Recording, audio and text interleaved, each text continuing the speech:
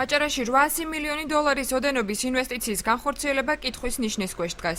ნორვეგიული ინდური პროექტი პირველ ეტაპზე შუახევში 175 მეგავატიანი სიმძლავრის კაშხლის მშენებლობას ითვალისწინებს, რომელსაც წყალი მდინარე ჩირუხიდან და აჭარის წყლიდან 36 კილომეტრიანი გვირაბის მეშვეობით მიეწოდება.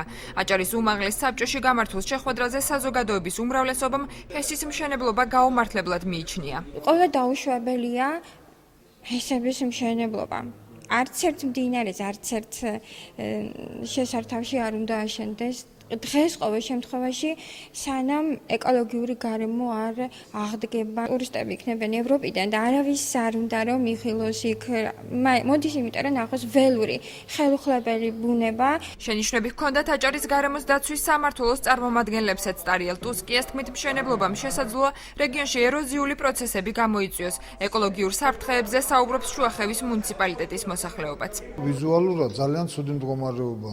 არჩეულია კაშხლები ისეთ ადგილას, სადაც ორი დიდი მეწყერი მოხდა აჭარაში. ჩვენი მიზანია, რომ მათი შესწავლილი გეოლოგიური მასალის ინფორმაცია შევაგროვოთ და განვიხილოთ. არის დაკავშირებული ფულთა გადარიცხვაზეც კიდე, რომელიც დაპირებული არის კომპანია, რამოდენიმე პროცენტი ჯერჯერობით არაა გადახდილი იმისათვის, რომ ვერ მოაგვარეს მიწის პრობლემები. როგორ შეიძლება ხეხილი ცოცხლობს 30-40 წელს და გადაუხადო 100 ლარი ფული. პროექტის ხელმძღვანელობის განცხადებით ტერიტორია გეოლოგიური საფრთხეების მხრივ გამოკვლეულია. ისინი ადგილობრივებს დანაპირების შესრულებას, კომპენსაციის საკითხის მოგვარებას და უსაფრთხოების ზომების მაქსიმალურად დაცვას პირდებიან.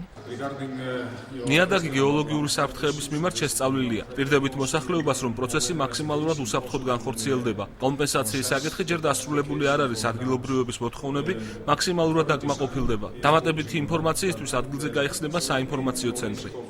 ანზორ თხილაიშვილის თქმით, თუ პროექტში მათი შენიშვნები გათვალისწინებული არ იქნება, შესაძლოა იგი აღარ განხორციელდეს. მოხდება მთავრობაში ამ პროექტის პრეზენტაცია უფრო დეტალური და თუ შევხედავთ, რომ იქ არის ის ნაკლოვანებები, რომელსაც ჩვენ საუბრობდით ზემოთ, შეიძლება რომ გავაჩეროთ. პროექტის თანახმად აჭარის მაღალმთიანეთში 3 მასშტაბური ჰესის მშენებლობა იგეგმება. პროექტის დეტალური განხილვა აჭარის გარემოს დაცვის სამმართველოშიც იგეგმება.